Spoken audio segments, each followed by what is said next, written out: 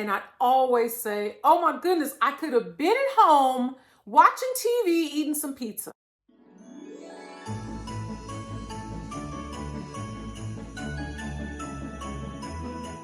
Hi there, welcome to Life with Spirit. I'm Spirit and welcome to my channel. And today I'm going to tell you a very personal story on my favorite blind date of all time.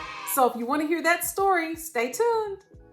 At that time, I was a lot younger and I was, hoping to come across someone, hoping to find someone that I could spend my life with and have children with and raise a family and be a stay-at-home wife and all that good stuff. So my very dear friend had a coworker, and we're going to call her Sarah.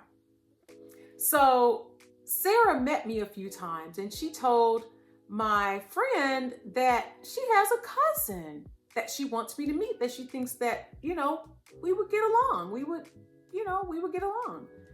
And so I was kind of like, with blind dates, because it just hadn't gone well for me. Most of the time I was looking under the table. Back in the day, y'all, we had watches, and I would be sitting at the table and where we were eating, and I'd be smiling, and I'd just look under the table and check my watch and see how much longer I had to endure this date. And I'd always say, oh my goodness, I could have been at home watching TV, eating some pizza. So I really wasn't looking forward to meeting this guy. We're gonna call him Oliver. But I knew Sarah, and I figured that she was a decent person, so she wasn't gonna hook me up with no junk. So I said, okay. Sarah lived probably about 40 minutes away. So it was a drive. So this was after work and I was kind of tired. I drove out to her house. I got out of the car. I remember ringing the doorbell.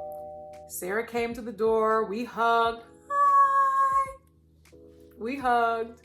And in the background, I look up and I see Oliver. And I said, oh my goodness. Oh, it just, my eyes were like, bing. I was like, yes, this is the kind of man. This is the kind of man.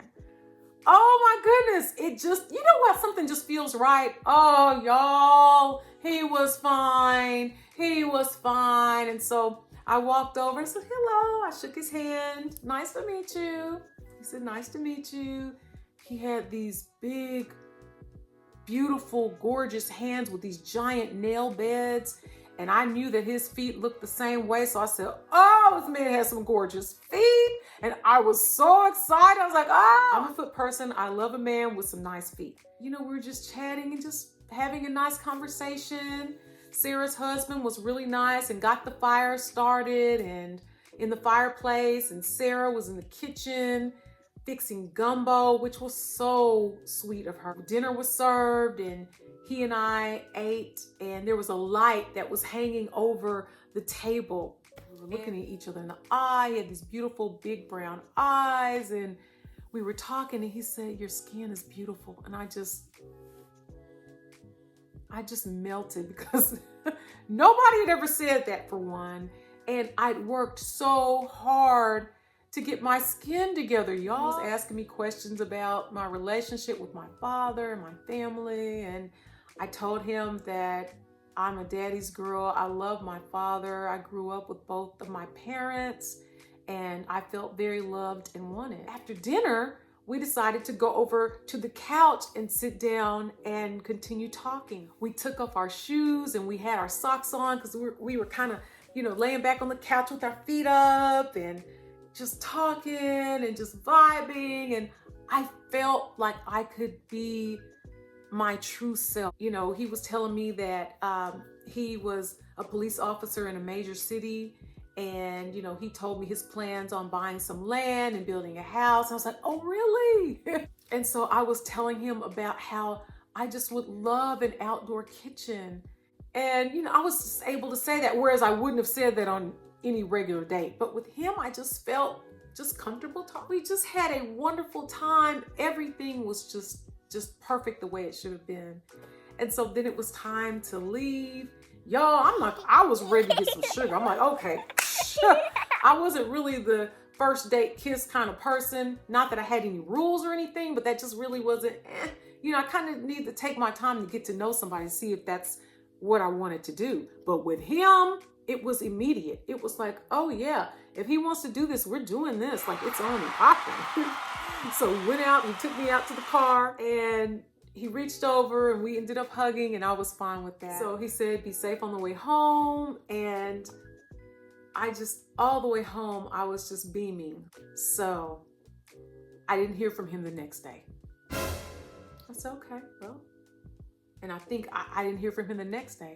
So I sent him a text or gave him a call, and I said, hi, Oliver. I just wanted to let you know that I really had a nice time, and it was so nice meeting you. It was such a pleasure meeting you and talking with you. And so I told him that. And so the end. The end. That was it. Come to find out, we think that he had somebody, that he was seeing somebody, and that his sister, Sarah, really just wanted, you know, him to meet me, and then she wanted to see him. So it was just kind of a 2-in-1 thing. He probably was like, yeah, sure, I'll meet her. I will always remember that as being the best first date ever. I believe that it was mutual, that we both had a wonderful time together. And, you know, sometimes y'all, you meet people for a particular purpose. Everybody that you meet is not going to be the one. Everybody that you meet is not going to be bae.